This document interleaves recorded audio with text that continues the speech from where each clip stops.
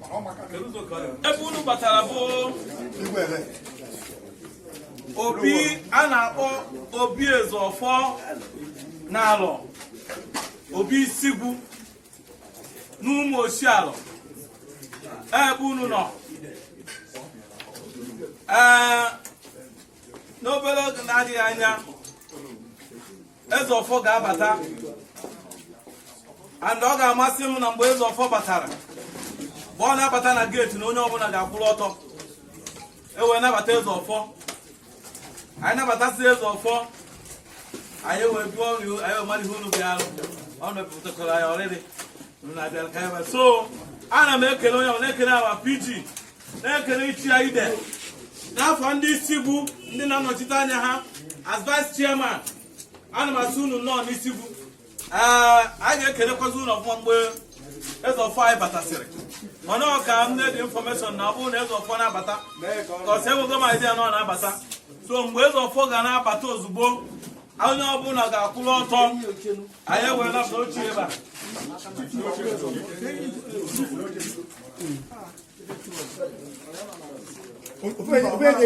Ezeọfọ alọ na-abata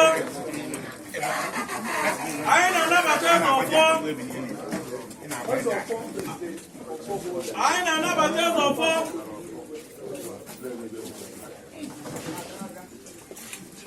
Chief Idi Ugowa mmadụ isi n'ojoko ọnwụ Ezeọfọ the seventh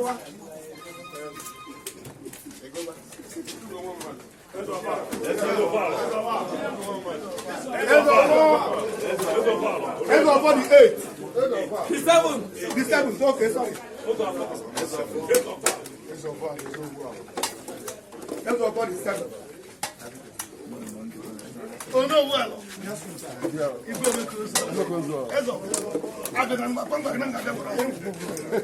Ezeọfọ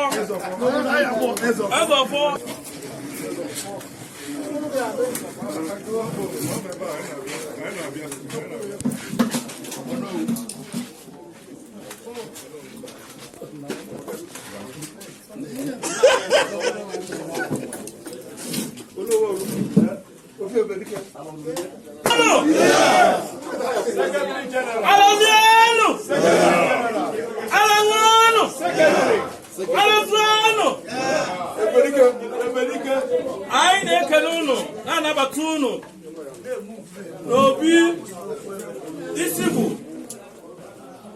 obi Ezeọfọ nna ya Ezeọfọ ndị alọ bịara ine anya ihe niile bịara ebe ihe niile abụ ndị alọ ha bịara ọ na-ahụ mmanya ha jide mana ọ sị ka ọ bụrụ na na bụọ ha agwabaghị ihe ha jide na Ezeọfọ ya na ya bata na-ebe ego so ọjị The press.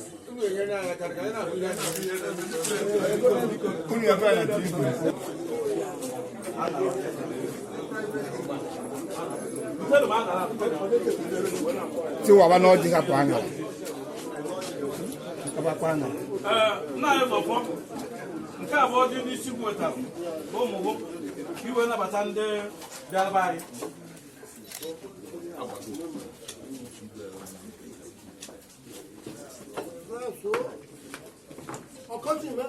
ọkụ si mee nna anyị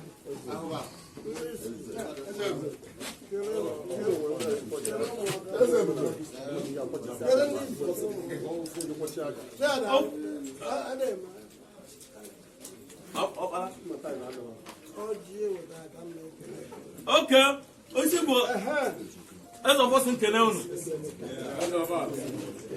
Ihe Ezeọfọ ka o mechapụ aka.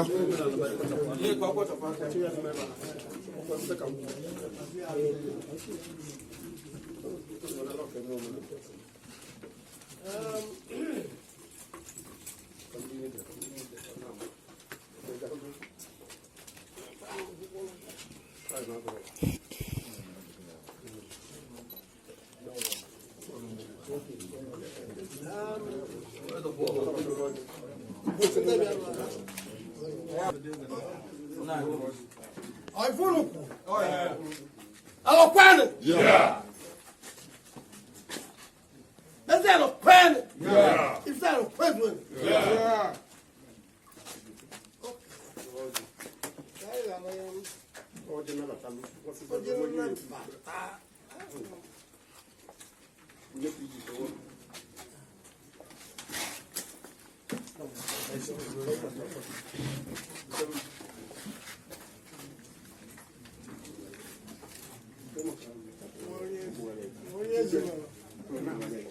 Etali ichia itoji. Ifiten.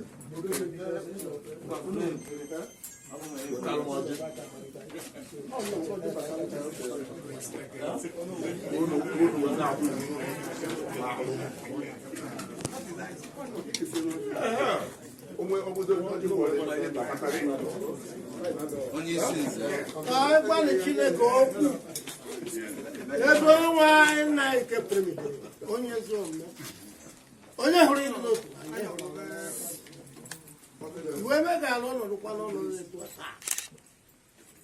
ha ekele dịrị gị mbuli elu ọja mma nsọpụrụ ebe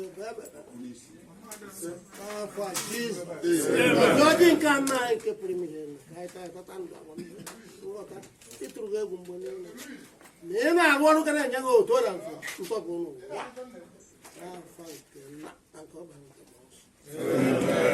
Ezofo.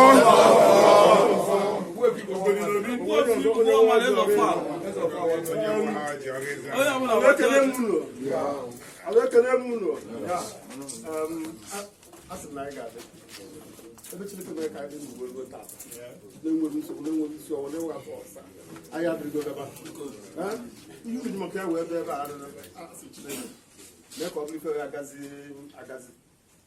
depụta akụkọ ọma na-abụrụ akụkọ ọjọọ ogologo narị isi ike onye mere ya kwudo ezinụlọ ya n'udo n'aha Jizọs Kraịst onye nwe anyị. Ọgbọ sozikwa na ibi ele o.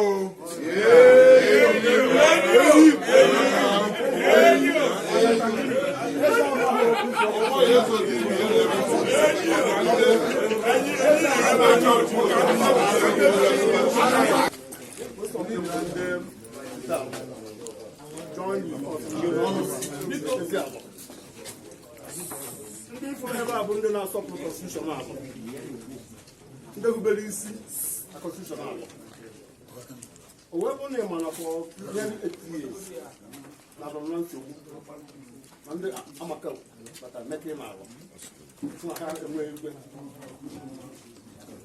igwe ọkaturu na abụ ya ala mọlịsị abụ enweghị olu ala wee ruo tata Chineke wezi anyị ekpere we wepụta igwe n'usoro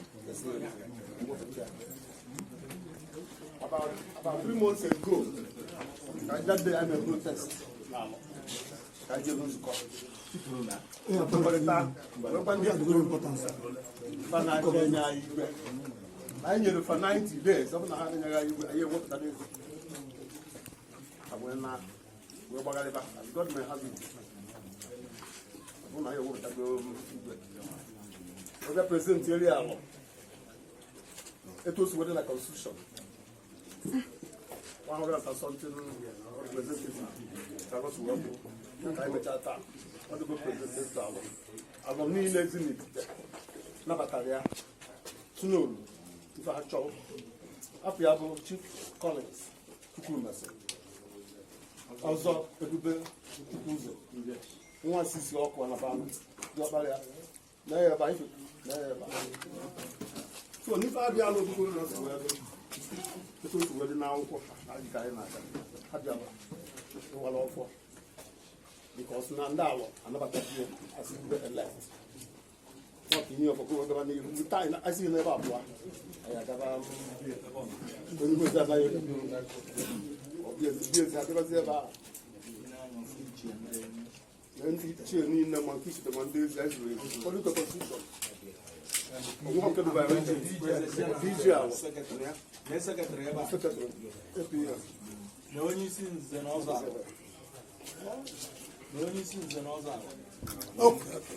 otobo na gị na ihe anaghị marazị ya na efe ha ji wee bịa kedu ebe egwu dị Oto ni na ukwu ozi a. ọjọpụta ọjọọ afọjọpụta akụwa ego mba pụta dị ewu n'ebe a Afọ aji wee bịa.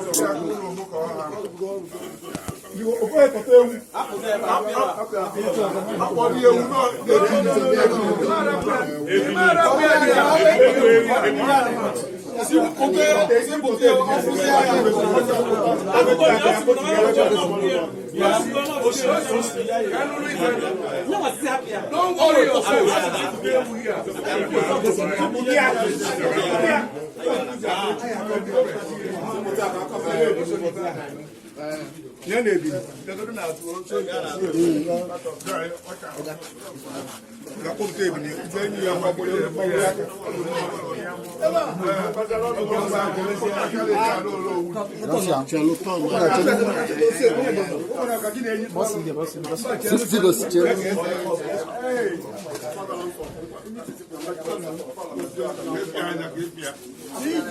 Yes, oh no.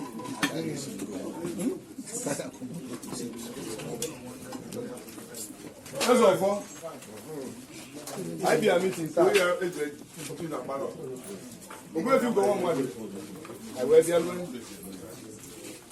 We're na ndị ifite igwe dịrị iwepụta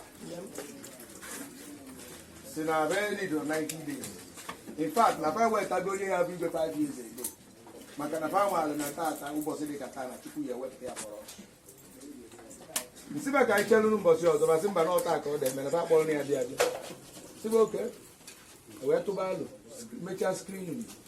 Go through the screening process according to the constitution of our. We went through everything. Everybody concurred. Everything is in the video. I have a lot of witnesses. So we've done everything in accordance with the constitution of our people. So now, Oebuluziana, Nemesia, onye ọbụla wee declare ya onwe do ofu mkpụrụ onye si na ekwe ha. Ife niile bụ delegates of our law, not our people's assembly. Say that now, Evangelist Chief Ebele Chukwumesi Gabo Ezedi Oramadi thought. We use where the powers conferred on me as the president of our people's assembly. We declare Igwe elect Ezedi Oramadi thought. If I be able, I make a constitution. I will be with homage. We be Igwagi as a notice. Now, he perform one year for go away Gabaniru Chibal. Thank you. Thank you very much. All of credit. Yeah.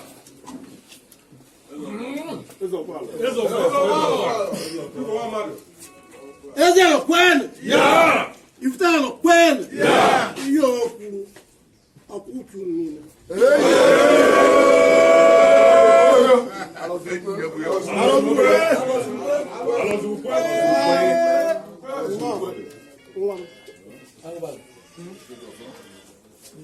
Everybody will have pure water.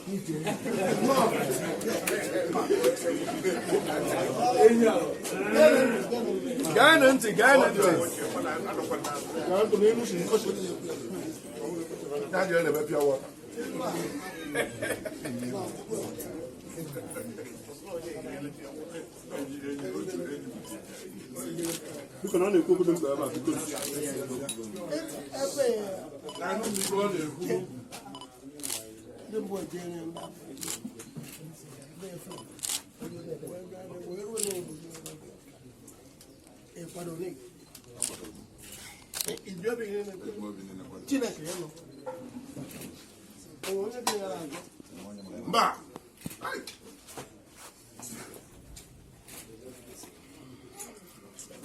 okay.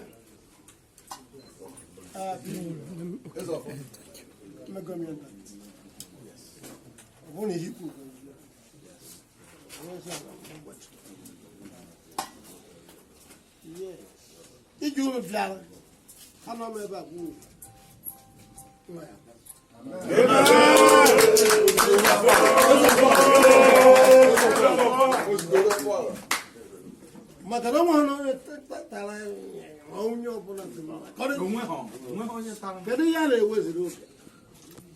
There, man. I am not going. I was 80 years. 80 years. Yes. Well, somebody. Today, go on.